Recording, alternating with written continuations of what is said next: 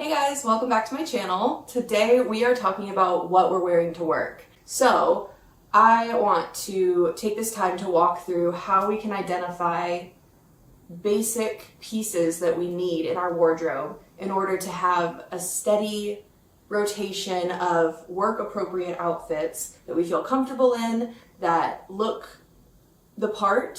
Okay, so I think the first thing to consider when you're thinking about what your work wardrobe should look like is where you work. Obviously, the dress code and the environment that you're working in is going to dictate what you feel comfortable wearing and even what you're allowed to wear. I know it's 2024 and we're all used to working in sweatpants now since the pandemic, but some offices still have like a no jeans policy. I know the office that I go to every now and then when I'm consulting, they don't allow jeans in their office. And that makes finding an outfit a little harder. I'm not gonna lie to you.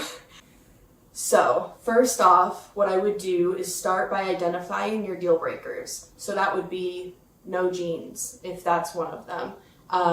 That might be if you have any sort of like tattoos that you want to cover. Maybe that's a deal breaker for you. I think another thing to consider is your office's climate. Just an example that I can think of to like demonstrate what I'm talking about here is like if you worked in an office in Miami, it might be a little bit more acceptable to wear like a pair of linen shorts and a tank top to work than if you were living in Chicago. You might not feel as comfortable doing that because it's not the climate that you're in. So starting to consider those things, I think is a really good step in identifying your non-negotiables. Next is when you start to identify your personal style, which I think is a little bit harder to do than the first step, which was identifying your non-negotiables. Now you have to think about what you like. Now you have to think about when you picture yourself in the office, what kind of vibe are you going for? Personally, I like to go for like an art teacher at a private school, honestly. I work in a creative field, so it's a little bit more accepted for me to wear some bold patterns, maybe some funky silhouettes or brighter colors maybe. So that's kind of the vibe that I steer towards. So when you're thinking about your personal style, I feel like there's a few buckets you could fit into. There's like a more sleek business attire.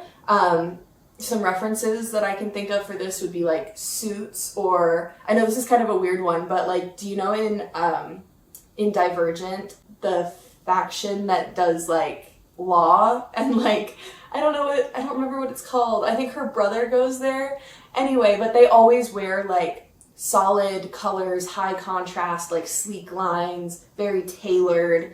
That kind of a look I feel like is one path you could go down. There's also the like eclectic look that I talked about. I think there's also a category here for like the more girly girls. Some references I can think of would be like Gossip Girl is a big one for like that girly aesthetic, or Sex and the City. Obviously some references might need to be like tweaked. Some things might not be fully office appropriate, but it's a really good starting point to start to think what you're interested in. So I know I only covered like 3 aesthetics here, but I definitely think it's good to try and identify the style that you like so that you can infuse that a bit into your work wardrobe so that you don't feel like you're just wearing a uniform every single day. It can start to feel like, I call it my corporate costume. Yeah, I call it my corporate costume when I don't feel like my attire like matches my vibe. And I don't really like to feel that way. I definitely want to be able to bridge the gap between business attire and like the standard, traditional, boring outfit with something that makes me feel like me, something that maybe I wouldn't wear every day because it's more elevated than what I would wear like to the farmer's market, but it feels like a continuation of my casual style. So I think that's the bridge that we're trying to gap, or the gap that we're trying to bridge. I think that it starts with identifying what your style and what your vibe is. Okay, so now that we have solidified our non-negotiables and we've identified what our personal style is, Now we can start to look on Pinterest. You just search through Pinterest and start curating things that you like. I don't hesitate to pin something just because I like it. That's all it needs. That's the only box it needs to check, is that you like the pin. Even if the outfit itself is not something you could actually wear to work. Maybe it's like made up of pieces that you don't own. Even if, and I know this one's a little controversial, even if it's being shown on a body that does not look like your body, I would still pin it. And the reason for that is, as much as I love Pinterest, they have very, very, very little representation of any sort of diversity when it comes to body types, size, shape, color, ability. Like, it is very, very, very much a representation of one type of person. And that can be really, really difficult. But I think you should use Pinterest as a tool. It is not going to be an exact replica of your life. It's a tool.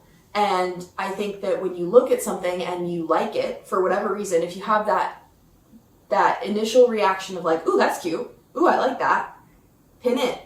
There's a reason you like it. And there are things that you can take from this image and apply to yourself. And I think that that is the main disconnect for people who use Pinterest and say that they don't know how to dress. You have to look at a Pinterest image and think to yourself, what elements of this do I like? Is it the colors? Is it the proportions? Is it the fabrics? Is it that there's a texture that you find interesting? Is it the styling? Is it the pairing of the bag and the glasses and the jewelry on a more basic outfit? Maybe that's something that you can take into your life and try to do. Okay, so you're on Pinterest, you're trying to curate this board of maybe 20 images or so. The way that I would go about finding these images is, one, start in the search bar. But definitely be more specific in the search bar with what your vibe is and what you're looking for. The beautiful thing about Pinterest, and I don't know if, I'm sure this is something that everybody knows, but on Pinterest, when you click on something that you like, you can scroll from there. That will start to lead you down a path of finding more and more things that are related to each other for different reasons. So let's say you find an image of patterned trousers and you like it. So you click on it and you scroll through and you see, okay, there's a lot of different ways to style these kinds of pants. So then you start to think, and this, we're kind of moving on to the next step. You start to think to yourself like, okay, a lot of these outfits with patterned pants are things that I think are really cool. I really like the way this looks. So maybe you pin a few of them and you have an idea of how to style this element of clothing. And then maybe while you're scrolling under this like pants thread, you find maybe like the way that a sweater is styled and you like that. So you click on that image and then you scroll from there. And that's sort of how you go down the path of like getting more specific into the things that you like and finding more options that aren't just the typical like slacks and a blouse, because that's a little bit boring. Okay, the last Pinterest tip, and then we'll move on. Once you've started a board, the more you add to it, the more that Pinterest will start to understand what you're looking for and what things you might like. And they have this feature that I love. When you click on your board, at the top, there's an icon that says, I think it's like more like this, or show me more, or something like that. Click on that button, and it will curate a whole feed of images based on what you already like. I think it's helpful. That's how I make Pinterest work for me. So now that we have a Pinterest board that reflects the things that we like, we can start identifying ways to apply that to your actual wardrobe. Maybe we start to identify overarching silhouettes, colors, styles. We just want to look at the board as a whole and start to say, what are things here that repeat? So now that you've gone through and taken a more analytical look at your Pinterest board, you should be feeling a little bit more prepared to walk into your closet maybe and look at your clothes and say, okay, I see that this sweater that I already have is one that I probably could put with a pair of slacks and maybe tuck it in, and it would give me a similar look to maybe this image or this image or this image that I liked. And so then you can start to build pieces in your existing wardrobe into outfits that feel like you and like something you could wear to work. And maybe your exercise of looking through your Pinterest board in a more analytical way, it turns out you don't really own the kind of pants that you want. And so that means that you can start to make a very curated list of things that you need to purchase in order to create the look you're going for. And I want to be very careful here. I think it's very important to start small. Start with the things you already have. I guarantee you, in your closet, you have pieces that can work to help recreate a vibe that exists on your Pinterest board. You're not going too far away from what you already like and what you already wear. So go into your closet first, take a look, see if there are things in there that might work. And if you're really coming up short, so let's say, for example, and this did happen to me, I noticed that my Pinterest board had all of these like mid-length skirts. I didn't own a mid-length skirt, so it's really hard to make an outfit that looks like this when I don't own a skirt that's that silhouette. So I went out and I bought one skirt that was this silhouette. And now I'm able to pair that one skirt with all of the sweaters and tank tops and t-shirts that I own to start to create the look that I like. So I think maybe identifying specific pieces that you're missing that show up over and over again in your board is a more sustainable way to do it. We're not looking to recreate your entire wardrobe. We're not looking to go out and buy a capsule wardrobe of 30 pieces, because chances are you already own the pieces that will make up your own capsule wardrobe. All right, to summarize where we're at, we have identified our non-negotiables. We have identified our style in a very vague sense. We've curated a Pinterest board that reflects the things that we gravitate towards. And then we've analytically looked at that Pinterest board and said, what do I have? What do I not have? What are things that I can do with my existing items? And what are things that I probably should supplement to help me to create this vibe? So now that you have your list of things that you might need to add, it's time to go shopping. And this is the fun part. This is also, at least for me, this is the dangerous part. This is where I can get myself into trouble. When it comes to shopping for workwear, a few of my favorite stores are Old Navy, H&M, Banana Republic, Gap, Madewell. I think it's also really important to consider thrift stores and consignment shops. So I like to look on Poshmark, Depop, eBay, ThreadUp. There's also a consignment shop near me called Crossroads, but you could also maybe look at a place more like Buffalo Exchange or, Plato's Closet, something like that, in person where people are donating clothes. I also would recommend, if you're looking for workwear at consignment stores or thrift shops, go to the nicer neighborhoods. Like, go to the suburbs. Go find a neighborhood where a lot of the people there go into the office and have been going into the office for years and are maybe looking to refresh their wardrobe. That's where you can start to find some pretty solid basics from secondhand stores. So that's a little tip. Another tip for the thrift store, if you're looking to build a wardrobe that's cohesive, before I go into the thrift store, I always look at my Pinterest board again. And I look at my list of things that I'm missing that I want to have. So for me, if that's a midi skirt, let's say that my list is a midi skirt, like a funky blazer, and maybe some like loafers. I will remind myself before I go into the thrift store, and I know it sounds obvious, but like, go to those sections of the thrift store. Don't start in the sweaters if you know that you have enough sweaters at home. Start in the skirts and the shoes and the jackets. Go to those sections first. And that way you can sort of narrow down your search at the thrift store, because I know it can be a little overwhelming when you walk into a thrift store and you're trying to curate a wardrobe, but there's a million options and you don't really ever find what you're looking for. So I think that having a more clear intention when you go in is a better way to ensure that when you're walking out, you're happy. Okay, just one last shopping tip while we're here.